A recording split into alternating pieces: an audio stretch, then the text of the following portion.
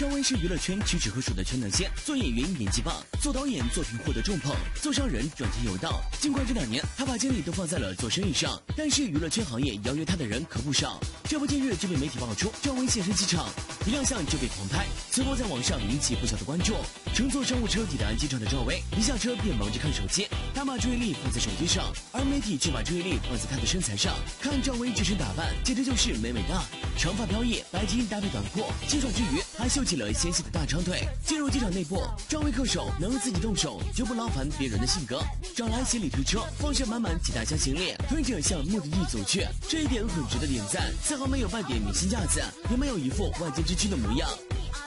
5月27日，赵薇在社交网站上晒出和舒淇的合照，并配文“和大美女一起飞”。随后舒淇也晒出照片，图中2人都戴着设计感十足的墨镜，身穿白色上衣，相互依靠着。之前就已经有网络爆料说，主餐厅这一季的常驻嘉宾是赵薇、苏有朋、舒淇、王俊凯、白举纲，而且不久就要去法国录制。还有网友晒出了餐厅的照片，看2个的合照，这是不是要开始录制了呢？不过看了这常驻嘉宾阵容，真的有点犯难了。到底是谁做饭呢？有网者说是苏有朋，但是熟悉他的大概知道厨艺并没有很好，不知道是不是偷偷学艺了。不过舒淇倒是在微博上晒过做饭的视频，常驻嘉宾阵容强大，飞行嘉宾也不弱，猫猫的就有张艺兴和赵丽颖。说起来，赵丽颖新戏刚刚杀青，今天还晒出了在外度假的照片，看来是要以更好的状态回归了。